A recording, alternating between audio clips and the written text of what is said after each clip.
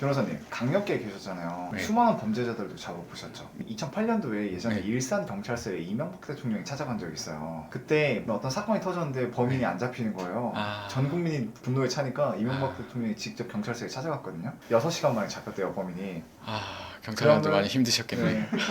역시 대한민국 경찰이 작정하고 잡으면 못 잡는 게 없다라고 하는데 그건 맞습니다. 예. 실제로 변호사님도 강력계 생활하실 때 그런 적이 있으셨나요? 저는 제일 기억에 나는 거는 예전에 잠원동의 새마을금고 은행 강도가 한번 들었었어요. 사회적 이슈를 많이 받았었고, 네. 그게 이제 일주일 만에 잡았었죠. 그 사람이 이제 막 오토바이 타고 이렇게 계속 이동하는 사람이라서 네. 그런 사람들을 총도 들고 있었다고 그때 당시에 이제 언론에 보도될 때는 네. 총도 들고 있고 오토바이 타고 움직이고 이러면은 네. 동선 파악이 힘들죠. 네. CCTV를 쫓을 수밖에 없거든요. 네. 잡을 수 있는 방법은 크게 이제 CCTV 쫓거나 아니면은 카드나 뭐 이런 내역들, 아니면 전화, 통화 내역 뭐 이런 것들인데, 이 사람이 누군지 아무것도 모르니까 네. 카드도 할 수 없고 통화 내역도 할 수 없고 결국 남은 것은 CCTV밖에 없는데, 오토바이는 차와 차들 사이로 가잖아요. 네. CCTV에 잠깐씩 가려지는 경우들이 많아요.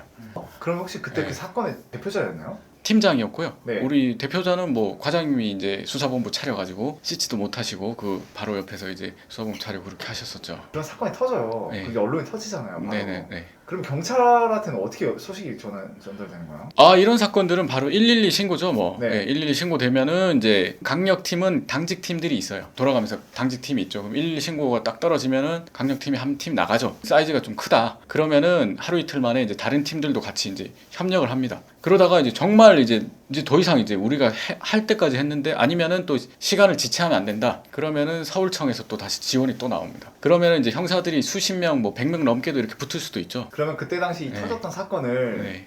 0부터 10으로 네. 사건의 경중, 야 이거 진짜 심각하다 했을 때 그때 당시 분위기가 어땠어요? 9 아니면 10이죠.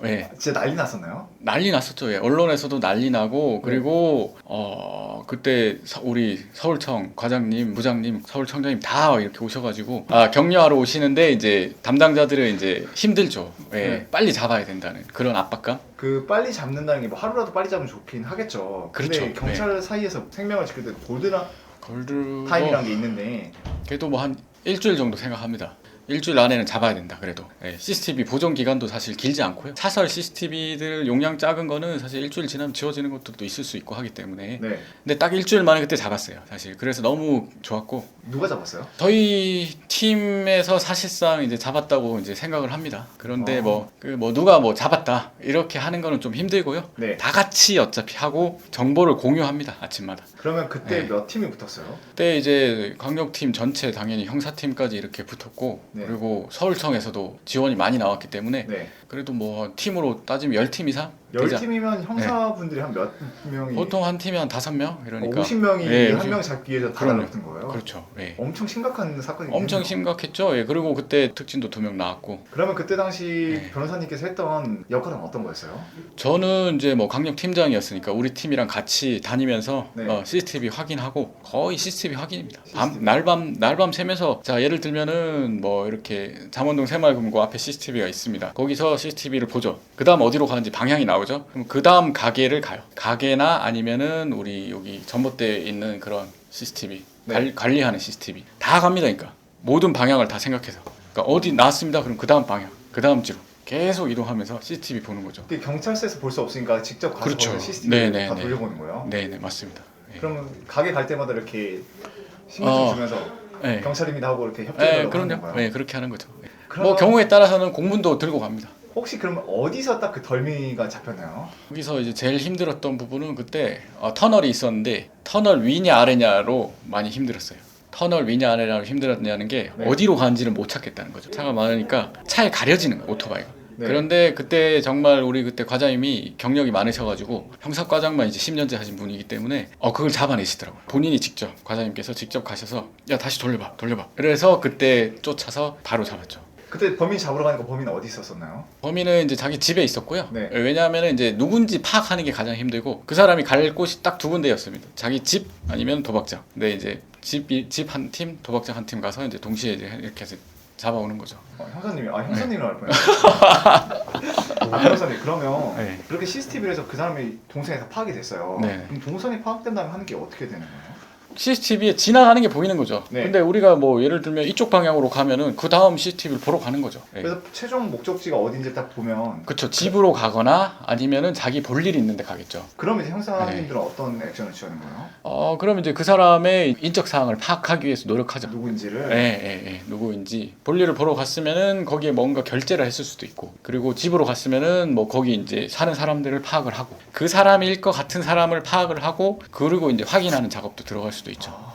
변호사님 그럼 그렇게 해서 네. 이제 잡으러 가잖아요. 네. 근데 참 영화를 보면 네. 참 신기한 게 범죄자들이 뭐 사 먹고 들어가는 길에 봉지 들고 아, 저 멀리서 형사들 보고 네. 서로의 느낌 알잖아요. 저 새끼다. 그렇죠. 예. 그 형사라고 도망가잖아요. 진짜 그래요? 도망가는 경우는 제가 잡으러 갔을 때 도망가는 경우는 본 적은 없어요. 대부분 다 집에 있어요. 네. 그리고 문을 열면은 거의 대부분 그냥 나옵니다. 알아서. 딱 네. 문 연수가 형사구나. 그래 아니 경찰이 이게 느낌이 오니까 네. 나오고, 간혹 이제 뭐 도망가는 애들이 있을 수 있죠. 들은 썰인데, 그럴 경우에는 이제 뭐 정말 다칠 수도 있다는 생각을 하고서 테이저건이나 네. 총 말고 이렇게 전기 쏘는 거 있거든요. 네. 그런 것도 준비하고 그렇게 하시는 분들도 있죠. 그런 분들은 정말 위험을 무릅쓰고 하시는 대단하신 거죠. 저도 사실 걱정이 많이 됐었죠. 강력팀장 할 때. 얘가 칼을 들고 나오면 어떡하지? 문을 여는데 네. 정말로 이제 문 열고 들어가는 건데, 다행스럽게 이제 문을 열으니까 다 잘 나왔는데, 그런 경우도 있습니다. 실제로 네. 영화에서 저는 칼 찌르면서 나오는 경우들도 있어요.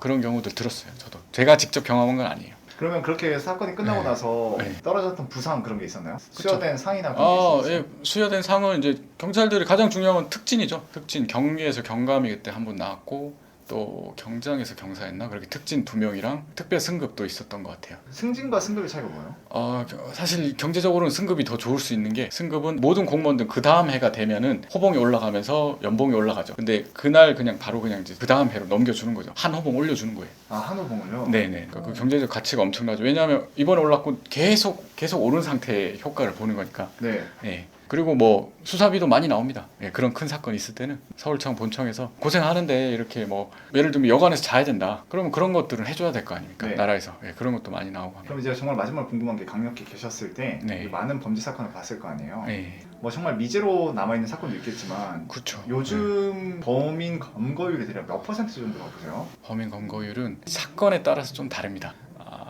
그렇게 하면 안 되는데, 이런 강력 사건들은 못 잡으면은 경찰관들이 너무 힘들어요. 그렇기 네. 때문에 이런 큰 사건들은 거의 잡아들인다고 생각하면 돼요. 거의 한 99%다 잡는다고 보시면 돼요. 90% 이상은 잡는다고 저는 생각합니다. 이런 사건들은. 어떻게든 잡습니다. 그런데 좀 소액의 절도나 점유이탈물 횡령, 네. 다른 사람 물건 이렇게 떨어져 있는 거 잡아가는 거, 이런 것들은 사실 미제도 많아요.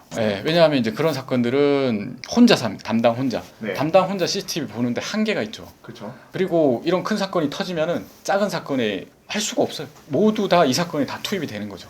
그래서 뭐 총체적으로 그러면 검거율이 얼마 정도 되냐? 그래도 반 이상은 잡아들인다고 봅니다. 저는. 강력 사건들. 주로 며칠 내에 잡혀요? 대형 사건 기준으로는 뭐 한 일주일 안에 잡아야죠. 일주일 안에 못 잡으면은 이제 계속 그렇게 또 투입이 못 해요. 다른 팀들을 투입을 계속 할 수가 없어요. 일반 민생 사건도 많기 때문에 일주일 안에 잡아야 되고, 한 달, 2달, 정말 마지노선 2달. 2달 안에 못 잡으면 못 잡는다고 봅니다. 그러면 혹시 이제 범죄 수사하다가 잠자면서도 범인 잡아보신 적 있으세요? 그때 은행 강도 사건 때는 정말 그랬습니다. 잠자다가도 네. 그런 꿈을 꾸고 막 그랬었어요. 잡았다. 이 맛을 느꼈다. 막 이러면서 경찰관들끼리 하는 말이. 눈 떠보니까 어땠어요? 눈 떠보면 이제 씻지도 못하고 뭐 그런 환경이죠. 뭐.